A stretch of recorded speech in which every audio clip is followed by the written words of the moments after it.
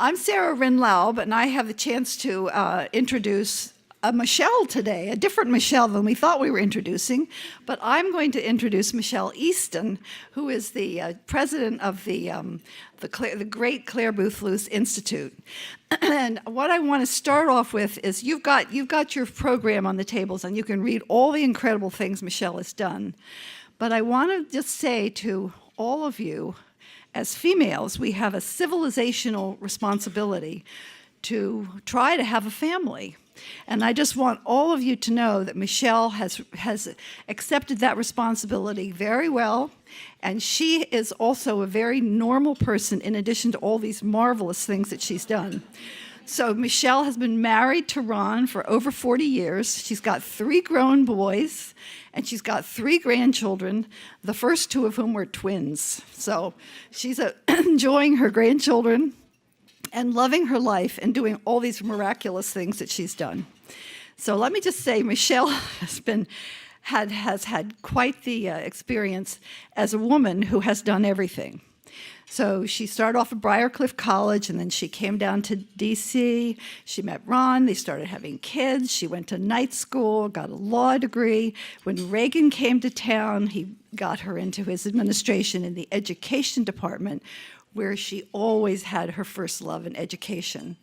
And then she stayed through the entire 8 years of Reagan, and then the next 4 years with George H.W. Bush. And then after that, she was working with the Governor Allen in the education department again in the state of Virginia. So she's done all these miraculous things. But the most important was she made a decision about the women of the country, the young women of the country.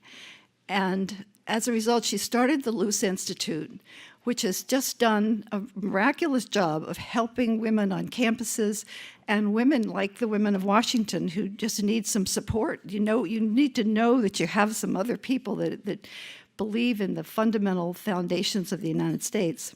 So the Luce Institute has, for over almost 26 years now, has helped so many people, inspired so many people. Another generation has been inspired, and it just shows you what one woman can do when she sets her mind to it. Let's welcome Michelle Easton.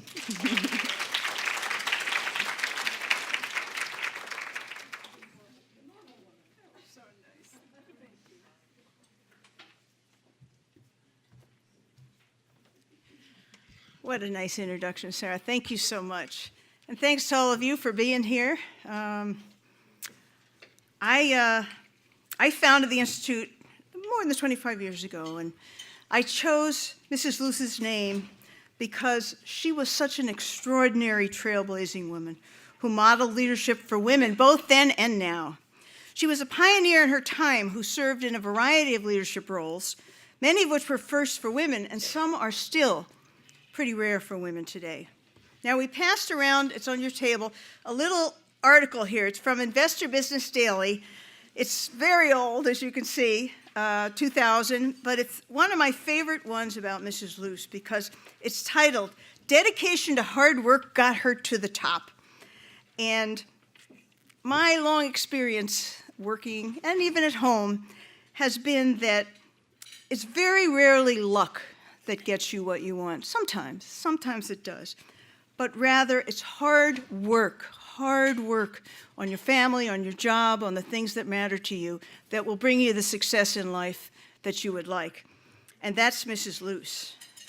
Now let me tell you about this extraordinary woman who lived during the time, for most of you, of your great-grandmothers, maybe even your great-great-grandmothers, some of the younger ones here. I have to remember to click this. Okay. All right, do I have to point at it? All right, tech guys. I'm pushing the green here. Oh, we got it, good, okay. Clare Boothe Luce, she was born in 1903. Her parents separated when she was very young, so she was raised by a sometimes financially struggling mother when she was young. And her father had been an itinerant musician. They moved around quite a lot. And it's important to note that she became an incredible writer. really a literary star. Many teachers say it's impossible to be a great writer without also being a great reader. Margie Ross, you'll like this here, Regnery Publishing. Knowledge building on knowledge forges the critical thinking skills that produce insight and understanding. Clare was a voracious reader as a child, and she was largely self-educated, as I mentioned earlier, for you homeschoolers. You may be surprised to learn that she really only had 4 years of formal schooling. She was 2 years at a Catholic school at age 12, and then she went to a school called the Castle School, and she graduated first in her class in 1919 at the age of 16. That was in Tarrytown, New York. It was, how shall we say, sort of a la-di-da prep school.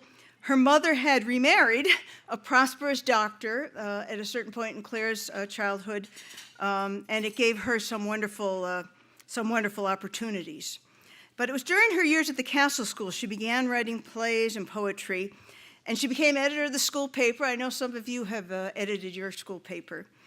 A classmate at the Castle School later said of her, quote, "She was always interested in reading and learning about art or French and English history, driving herself through some inner compulsion to find out the why of everything.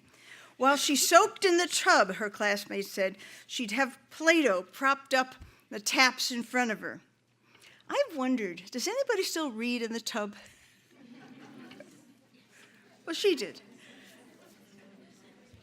Her early life circumstances only motivated her to succeed, and her innate why of everything became the force that empowered her to achieve so much of what she did. And one biographer wrote, "By the time she was 16, she knew what she wanted, and her ambitions were as big as her dreams." Now remember this.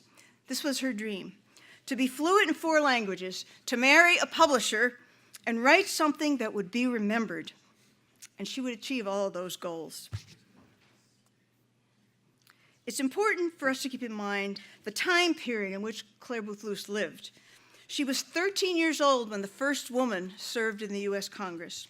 She was 16 years old before women had the right to vote nationally. There were a couple of states that gave women the right to vote earlier in state elections. She lived through both World Wars and the Great Depression. She was in the prime of her career when the Second World War was being fought, and she was a congresswoman at a time when only 20 other women were serving in Congress. 3.7%. She was the first American woman to hold a major US ambassadorial post. And one of my favorite stories about Clare is how she landed her first job at Vanity Fair. It was Condé Nast magazines, Vogue and Vanity Fair. She just finished a difficult marriage. Her first husband, her mother had selected him. That was the era. And he was extraordinarily wealthy, but he was an alcoholic. He was a big socialite. But she was divorced, she was discontented, she felt idle, she felt ready for a career. So one night she found herself at a dinner party with magazine magnate publisher Condé Nast, N-A-S-T. And having more gumption than many of us could ever imagine, she asked him for a job at one of his magazines. Now here he is.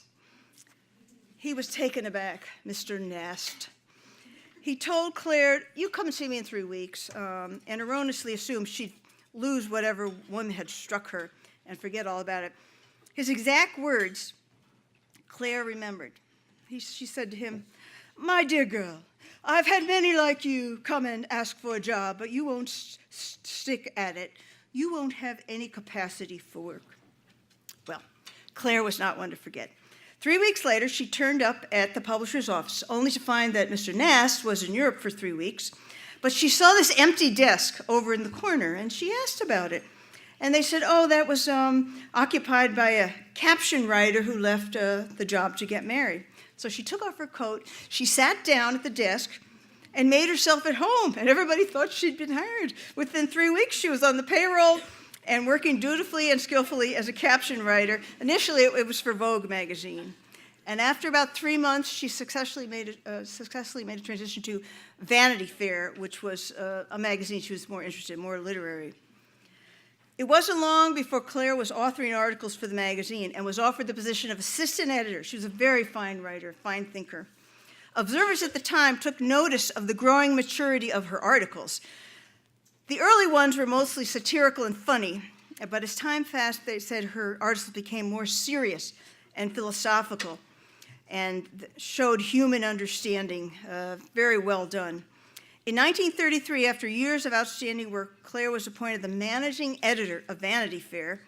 In the midst of the Great Depression, the magazine's circulation was trending down, and publisher Condé Nast considered overhauling the magazine and asked his staff for ideas. So she submitted an idea, a proposal to reshape it into a photojournalism magazine, which she titled Changing Vanity Fair into a Picture Magazine Called Life.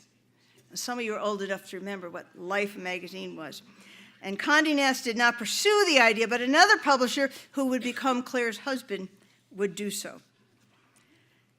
Magazines then, even women's magazines, were male-dominating.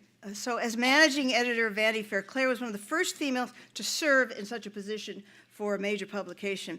And this is especially amazing if you consider that Time magazine did not have a female managing editor until 2013, a full 80 years after Clare broke that glass ceiling, if you want to call it that, at Vanity Fair. She was truly ahead of her time.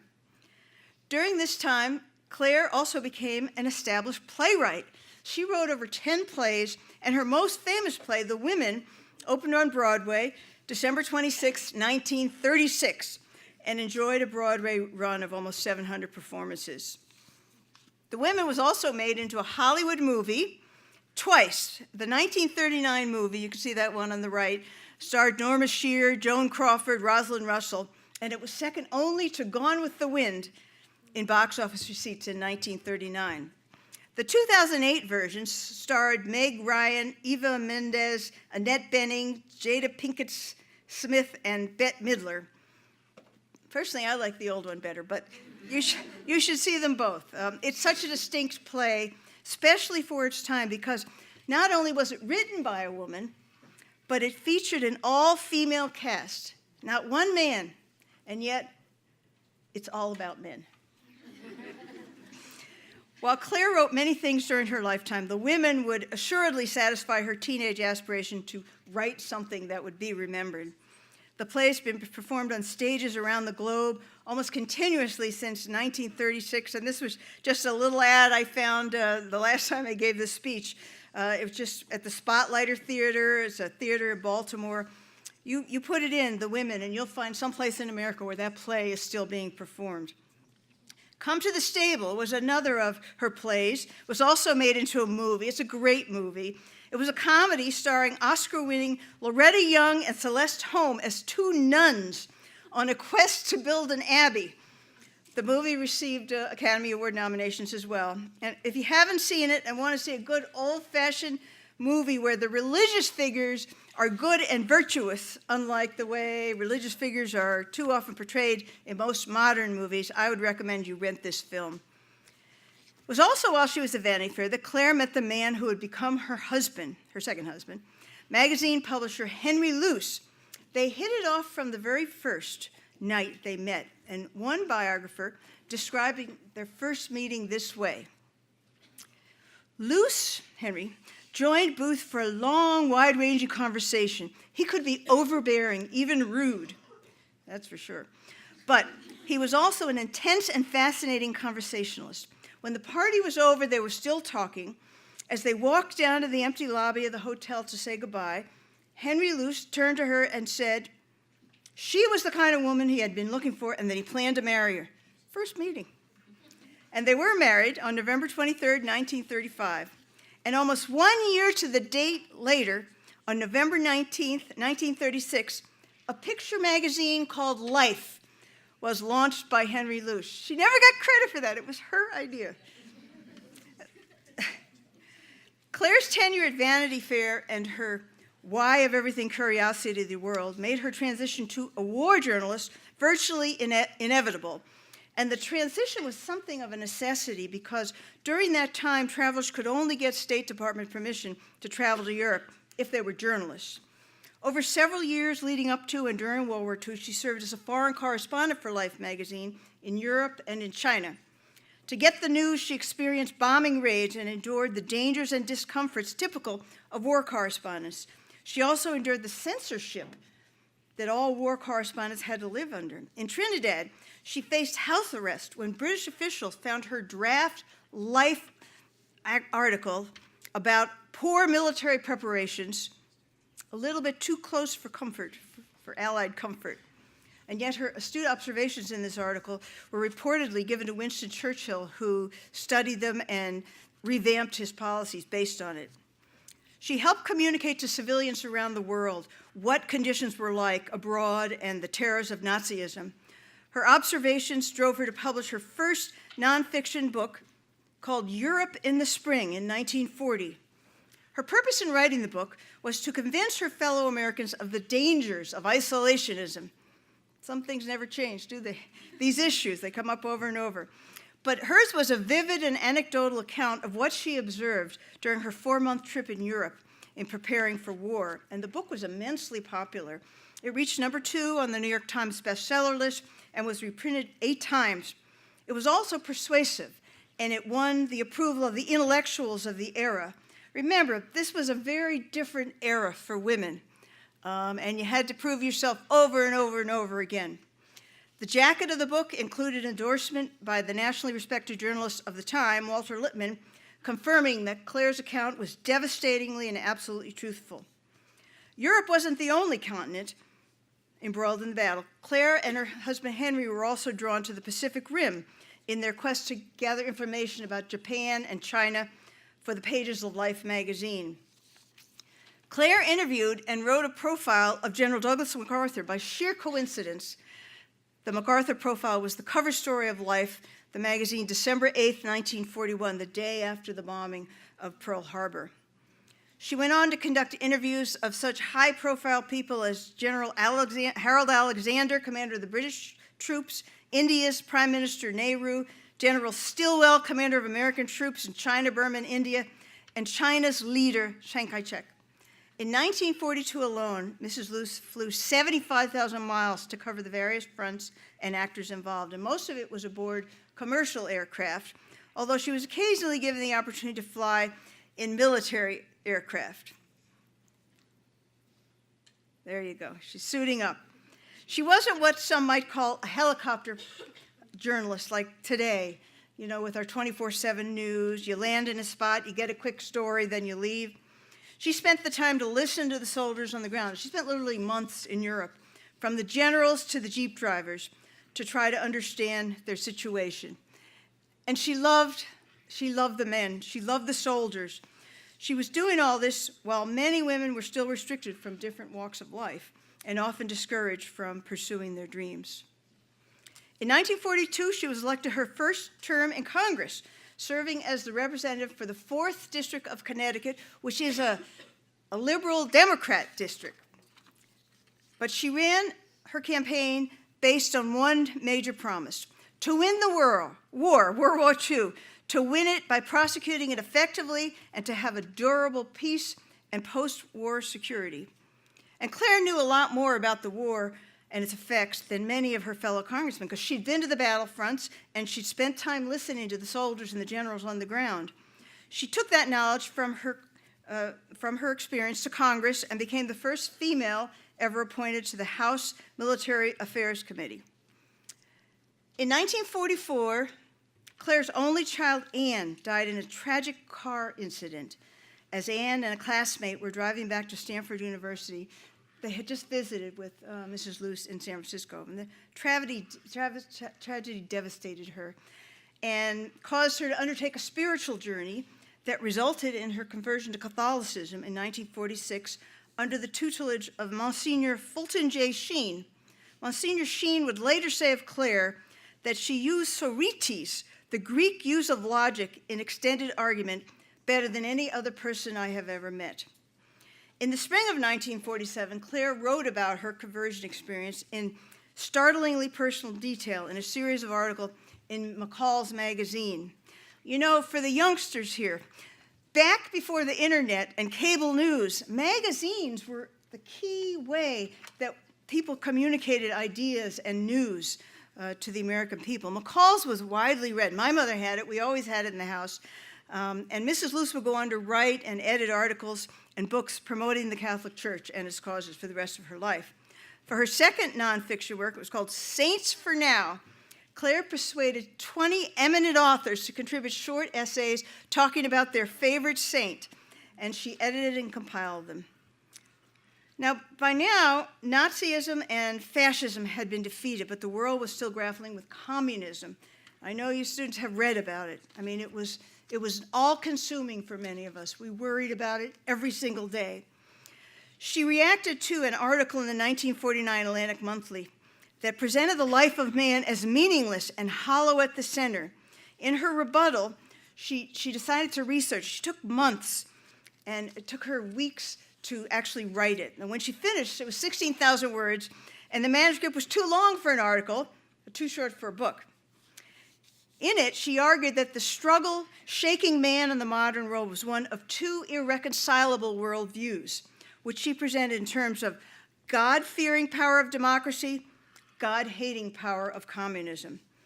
And the Regnery Company, whose current president, Margie Ross, is a member of our board of directors, and you've heard from her already, you're going to hear from her later, they decided to publish it for her. This is the title. It was called The Twilight of God, and they had a series of pamphlets back then called Human Affairs Pamphlets, and you can still find it on the internet. It's very, very good. Then in 1953, Clare did something no woman had ever done before. She became the first female ambassador to a major country, Italy. At the time, Italy was teetering on the brink between communism and democracy and engaged in a bitter land dispute with Yugoslavia. Clare Boothe Luce was just the woman to help Italy out, even if it was truly going where no woman had gone before. Clare was not just handed the ambassadorship. She had to earn it, much like the gumption she displayed to Condé Nast that landed her eventually the job that she won at Vanity Fair. She displayed a similar gumption when she told newly elected President Eisenhower exactly what she wanted. She had done 100 campaign appearances for him. She was a very gifted speaker as well. And he said, well, what do you want? Well, she said, I want to be U.S. ambassador to Italy. She always came prepared to argue for what she wanted, and she presented 3 reasons to President Eisenhower to prove that she was not only the right woman for the job, but more importantly, the right person. She said, number 1, she was a known Catholic. He would gratify the millions of Catholics who had voted for him. Number 2, her appointment would save him from having to send another of her faith to the Vatican. She said, look, I'm a 2-for-1 ambassador, Italy and the Vatican. And number 3, she said every female in the electorate would be pleased that a woman had finally gotten a number 1 diplomatic post. Ever the great persuader, Clare got herself the job of a lifetime. And once she had the job, she set out to truly make a difference in Italy. While she had the support of the Italian government, some of the Italian newspapers were not as kind to the incoming ambassador. One biographer wrote, they treated the prospect of a female envoy with sarcasm, ribaldry, or outright scorn. A cartoon in the weekly monarchist publication, Candido, showed the U.S. embassy flag in Rome fringed with negligee lace. And Clare became the butt of such street vulgarisms as, the ambassador doesn't tote a fountain pen, the last noun in Italian being a double entendre for penis. One of the major assignments of her tenure in Italy was to resolve the long-simmering crisis between Italy and Yugoslavia over the port of Trieste. Clare's role in resolving the Trieste crisis was not widely known beyond high-ranking diplomatic circles at the time, but her insight, guidance were just critical to ending this. Her back channel reaching out to President Eisenhower as well, and made possible the final Trieste agreement between Italy and Yugoslavia in 1954. The agreement endeared her and the United States to the Italian people and fully established her credentials within the diplomatic corps. You see, she had to keep establishing her credentials. And you can see that city up there, Trieste, and you have Yugoslavia on the one side and Italy on the other, and they were fighting about who controlled it. They worked out something of a compromise. But while in Italy, Clare faced something much more dangerous than angry, scornful Italians. She began to feel fatigued. She lost feeling in her feet, and her teeth started to come loose, and her hair was falling out, and blood tests revealed that she was suffering from arsenic poisoning. As Clare was an outspoken foe of communism, some immediately assumed it was foul play by her communist foes, and the CIA was called in to investigate, and what they discovered will surprise you. The source of the poison that was slowly killing Mrs. Luce was not a communist regime, but the very bedroom she sought sanctuary in. The ambassador's residence was a beautiful, stately old Italian home, and the ceilings were ornately painted. Over there on the right, you see that. Above her bed were clusters of beautifully painted roses, which were gorgeous to the naked eye, but secretly deadly because the paint contained arsenate of lead. And it so happened that a new laundry room had been installed above her bedroom, and when the washing machines were shaking, it would cause the dust, the poison dust, to fall in her morning coffee, on her bed, and on surfaces throughout the room. The ceiling was quietly renovated, and the story of the poisoning was treated as a state secret for some time to avoid embarrassing the Italian government. But when Clare left Italy, and you could see how very thin she was quite ill, primarily because of her health issues. She left behind in Italy firmly on the road to democratic freedom. And one of Italy's oldest newspapers wrote, "Perhaps never in the whole of history has a great nation owed so much to so small, fragile, and gentle a woman." In her post-ambassadorial life, it was fascinating too. In 1959, Castro led a revolution in Cuba, and Clare and Henry strongly opposed Castro. They even went so far as to help start anti-Castro groups. And she was not afraid to voice her objections to communism, and she participated, whenever asked, in national debates. This was a nationally broadcast radio debate where she proudly stated, "Our capitalist economy has many faults. I'm the first to acknowledge them. But the fact that capitalism has faults does not prove that communism is virtuous, nor does it prove that communism is a cure, except as a guillotine might be called a cure for a case of dandruff." She closed her argument with this: "My opponent," and I'm not sure which of these opponents she's talking about, "is a self-deluded man." She always said this all very politely and graciously, but she was good. She said, "He's fighting against our system of Christian democracy, a system which he does not in his heart wish to destroy, and defending a system that he could not bear to live under." Take that, buddy, right? In an October 1962 Life magazine, Clare warned of a global double blind if the U.S. permitted Soviet missiles to become operational on the island of Cuba. Should America be forced into an engagement against the Soviets in other hemispheres, she argued the U.S. would face risk at home from flanking attacks just off our southern shore, and she urged President Kennedy, should he decide to act, to prevent a Cuban-based Soviet outpost. Well, you all can read about the history of that, those horribly oppressed people in Cuba, because we didn't do what we should have done back then, in my opinion. But Clare Boothe Luce rarely equivocated. She formed her positions logically, I'd say with clarity, and expressed them on every occasion that she could, strongly, and on occasion irreverently. Clare compared the Supreme Court's Roe v. Wade decision. She wrote a lengthy article about this in the Human Life Review, and she wrote, "The purpose of this particular article is to respond to what she saw as, quote, a curious tendency of many intellectuals to cop out on a question which is not only of profound, even agonizing concern to millions of their fellow citizens, but of extraordinary moral and political significance for the future of America," unquote. Isn't that what Krista was just talking about this morning? A critical issue. Even back then, she could see people shying away from it because it's difficult. And she began in the article by drawing a parallel between the treatment of slaves and a child in utero. She called both issues multidimensional, raising religious, moral, economic, political, legal, and constitutional questions. Yet she argued the core question in both causes is scientific and rooted in biology. She said, was the Negro race, although clearly belonging to a genus mankind, nevertheless a subhuman species?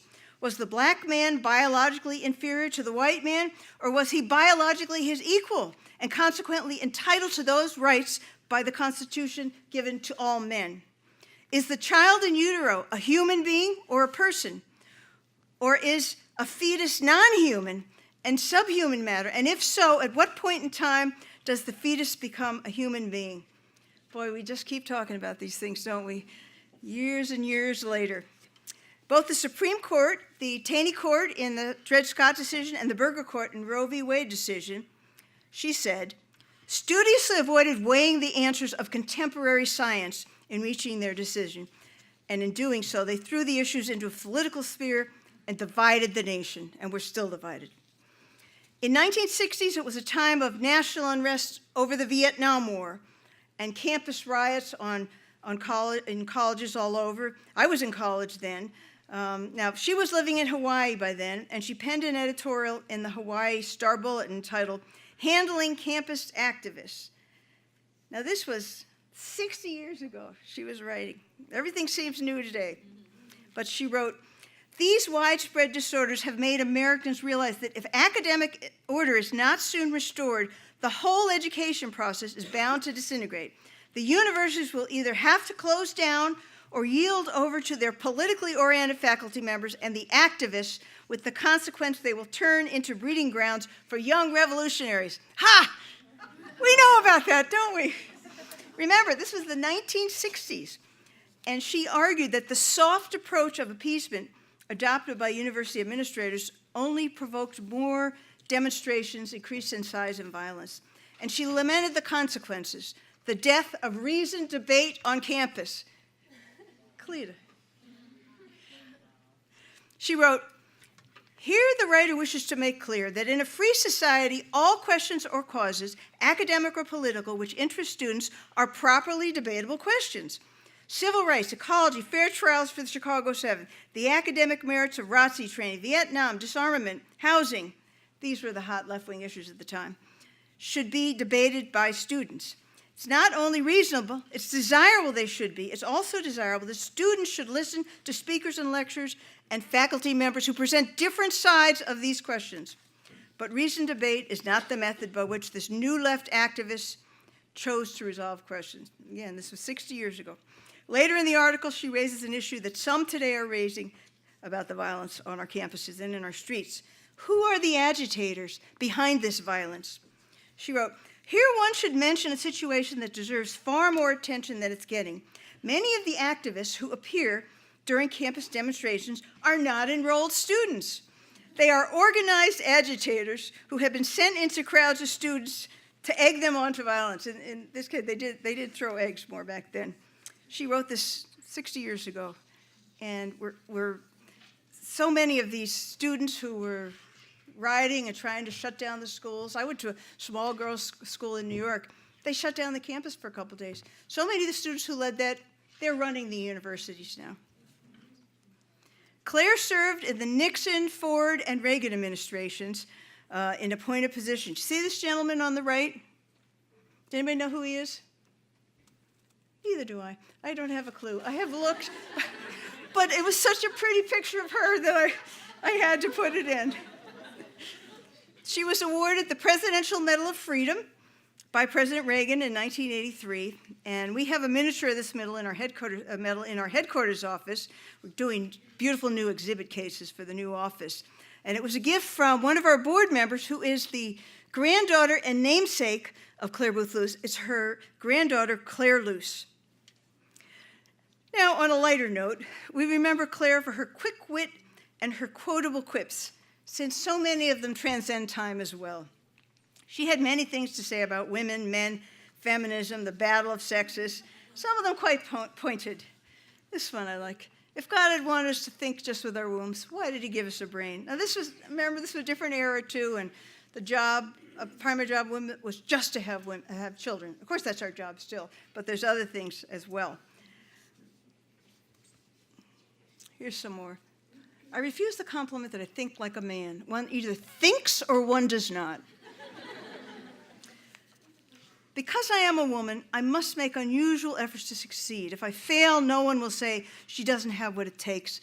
They will say women don't have what it takes. Here's one I didn't put up, but I'm going to read it to you. It is time to leave the question of the role of women in society up to Mother Nature, a difficult lady to fool. You have only to give women the same opportunities as men, and you will find out what is or is not in their nature. What is in women's nature to do, they will do, and you won't be able to stop them. But you will also find, and so will they, that what is not in their nature, even if they are given every opportunity, they will not do, and you won't be able to make them do it. I always think of this when somebody says, only blank % of blank profession is women. It's because they don't want that profession. I mean, why aren't there more women in Congress? Is there any impediment that you know of to a woman running for Congress? No, not today. They don't necessarily want to. I mean, we want more conservative women to run for sure, but I always think of that quote. There's nothing harder than the softness of a difference. That's good. The politicians were talking themselves red, white, and blue in the face. And then they say that women talk too much. If you worked in Congress, you know the filibuster was invented by men.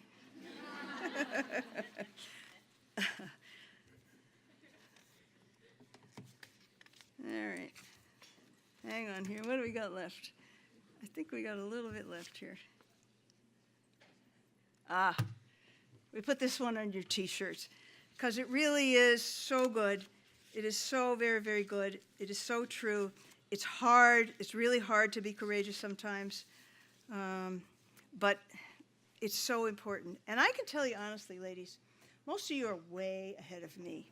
I, if you could believe it, was extremely shy and retiring all through high school, my early college. I did join YAF, but I did not become an activist. I didn't have a passion to persuade others until I did a junior year abroad at the University of London, England. This was before Margaret Thatcher. It was still a very socialist country, and I suddenly, I could understand intellectually the difference between socialism and freedom, but to see it, the way it brings everybody down, the way it discourages so many people, except, for the little elite at the top. And I didn't get my courage till I was in my last year of college. So for all of you that are way ahead of me, I say congratulations and keep it up. And then one more quote, and boy, does this work in Washington. I don't know about your town. No good deed goes unpunished. You work really hard, you do something good, or you help somebody, and they turn around and bite you. Has that ever happened? I love that. This was her quote. She doesn't always get credit for it. Clare Boothe Luce was a brilliant woman with an innate drive to find out the why of everything. She blazed many trails for women throughout her life and did so gracefully, and neither her sex nor her circumstances would hold her back. It's why we named our center that focuses on creating the next generation of women leaders after her. And I hope you now feel you know a little more about Clare Boothe Luce and why this Center for Conservative Women is named after her. When Clare Boothe Luce died on October 9th, 1987, Time magazine eulogized the writer, editor, and statesman as the preeminent Renaissance woman of the 20th century. Indeed, she was. Thank you.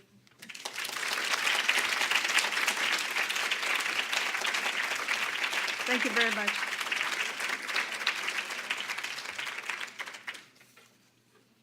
Any questions? Any of you ever taken a women's studies course where you've had Clare Boothe Luce taught? She's not. She's just not. What a remarkable woman. It's because they don't teach about conservative women. There may be some wonderful exception I don't know about, but it's really not women's studies. It's left-wing women's studies. Right. I mean, if they mention a woman, it's going to be like a Phyllis Schlafly, God rest her soul, to condescend, to mock her. Phyllis used to go to college campuses. She did like to tweak the libs, and she'd say, "I'm only here tonight because Fred let me come." Fred was her husband. But it just would bug the heck out of the liberals. I mean, I'm sure she and Fred discussed it, but she would just say things like that to bug them. Oh, okay. Hi. In the modern era, it seems that women on the conservative side are seeming to play into identity politics just as much as women on the left. And so they say, oh, we deserve this opportunity because we're women. So how can we kind of model Clare Luce, she was saying like, I'm capable because of who I am as a person, not because of who I am as a woman. Right. Well, I would say don't raise the woman issue. I mean, it's apparent that we're women. What you want to do is you want to work very, very hard. You want to do the very best you can.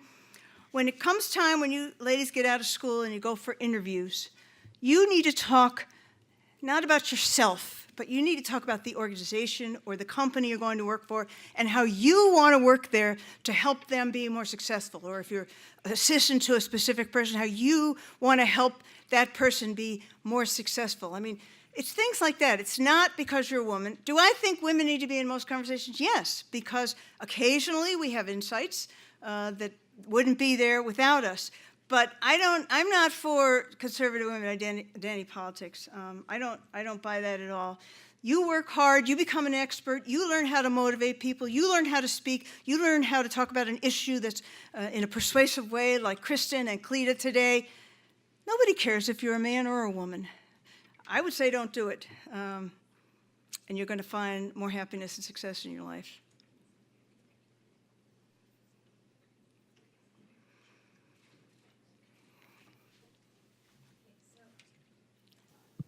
Okay, my question is, how do we not ostracize ourselves from the modern feminist community and movement and all of that? Because I think that's what happens oftentimes to a lot of us here. One of the things that you can do, I mean, some of them just don't want to hear from you, and they'll just shut you down no matter what. But what I've found over the years that is sometimes helpful with people I have disagreements with is first talk about the things you agree on. I mean, if you're talking about other college girls, I mean, you know, there's 50 things you agree on, and so you form a basis of a relationship maybe in that, if you can, and then pick an issue. Pick the issue which is most important to you. Maybe it's life. And start to explore it with somebody who says they're pro-choice. And start to explore the different parts of it. And, you know, it's sort of calm and gracious debate. As I said, some of them have absolutely no interest. They're certain they're right, and many times they're just totally wrong, but they don't even want to hear. They don't even want to talk. But reasonably intelligent people, we used to call them good liberals, would engage in debate. I mean, that's how the universities used to be. There were different points of view, but you weren't shut down for being a conservative. And the best professors in the universities, there are some, and they may be a left-wing Marxist, but they may encourage discussion and debate on different issues instead of just shutting you down and insulting you personally, as many of them do. So, I mean, I think it's a matter of relationship building and gracious but persuasive arguments. You know, feminism is a great big thing. Take an issue. Take an issue. Take something. Get to know somebody, what their background is, where there might be some place you could make some progress. Talk about the things you agree on. You know, Ronald Reagan used to talk about the big tent. I think he used to say, if we agree on 80%, is that right, Cleta? If we agree on 80%, you are welcome. Now, that didn't mean that he changed his views on critical issues, but this notion that we're all going to be totally in lockstep. And conservatives are guilty. You're wrong on that. Get out, you know. That's not really the best way to build a coalition or to win 49 states like Ronald Reagan did. Nobody had any doubt where he was on all the issues, but he had a way of let's talk about what we agree on and get together on those things. Does that help? Okay.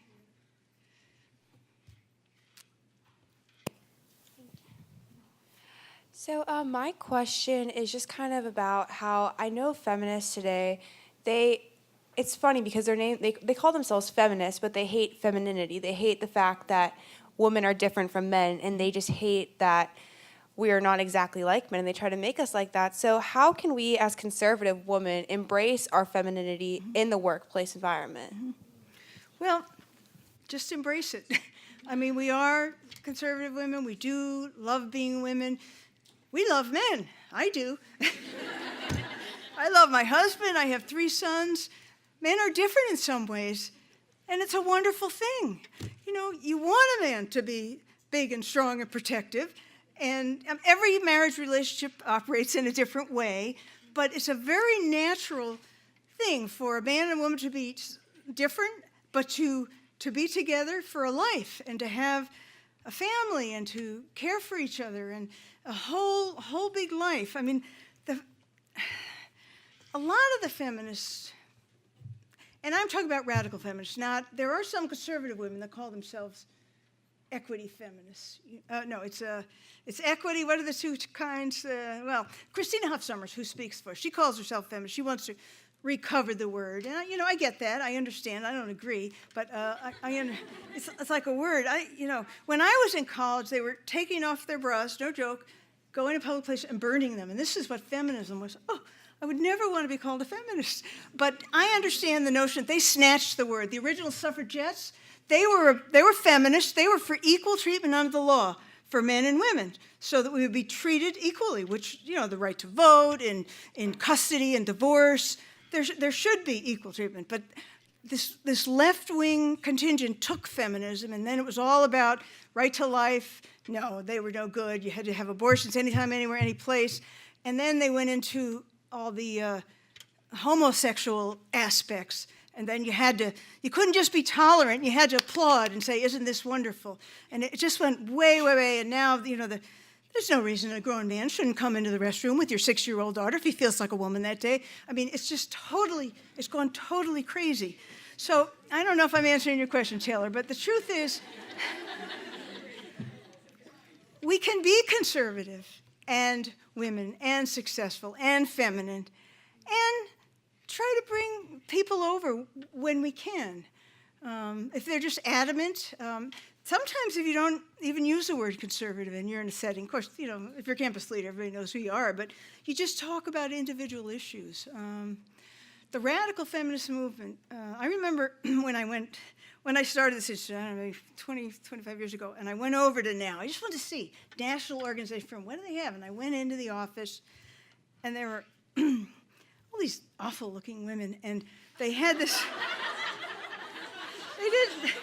I'm sorry, that's lookism. Oh, that's not allowed, right? Lookism. But I'm thinking this is how you come to work. They had this giant table, and 2/3 of it were about little issue papers and stuff on abortion and homosexuality. And back then it was a little bit more limited. And then there were a couple of other papers about affirmative action and socialism and stuff like that. But the whole movement has really gone way, way, way, way left.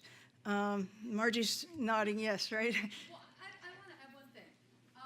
I think that what you'll find is that a lot of women who are these radical feminists are deeply unhappy and deeply unappealing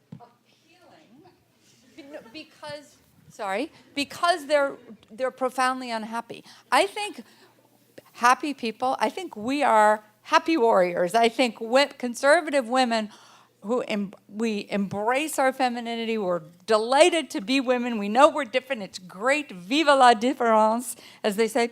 And I think that attracts people because you're emanating the fact that you're happy and comfortable and loving and you are welcoming to other people and you're encouraging. I think that living it is the best thing, the best way to sort of demonstrate that difference. I think the more you can sort of see how unhappy and sort of miserable and angry the radical feminists are, the more just everyday women will say, well, I don't want that. I want this. Here goes Kate. Oh, God. I can talk without it. What to your point, Margie, the founders of the radical feminist movement were miserable, and that's not just hypothesis. They were Greer and Steinem.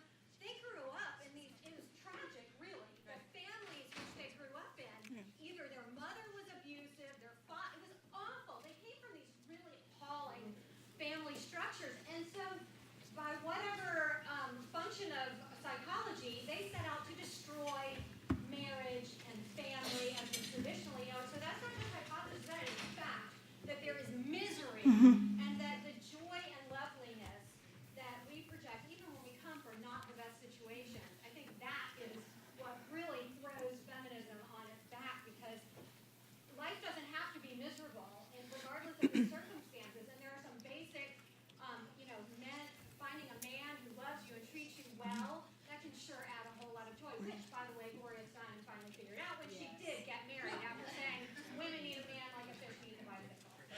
And you know, the truth is that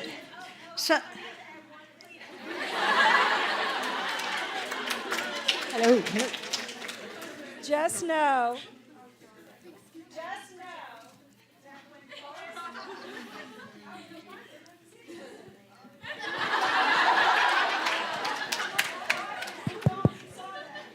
But just remember. Just remember that when Gloria Steinem got married, she went to the Indian chief of the Cherokee tribe, and who was really a Cherokee, not a Pocahontas, but whose name was, now this is the person who presided over the marriage of Gloria Steinem. Her name was Wilma Mankiller. it's true. It's true. Never forget that part. And the other thing is about some of the leading feminists. When there was this Andrea Dworkin. Have any of you heard of her? Yeah. She, one of her most famous statements is that any sexual relationship between a man and a woman is rape. Okay. But she had some dreadful experiences, some assaults and rapes and stuff. And I mean, I'm not making an excuse for it. I'm just saying, you know, somebody said, why are they this way? Well, some of them, it's the families, it's their life experiences, but they're just wrong. We know they're just wrong.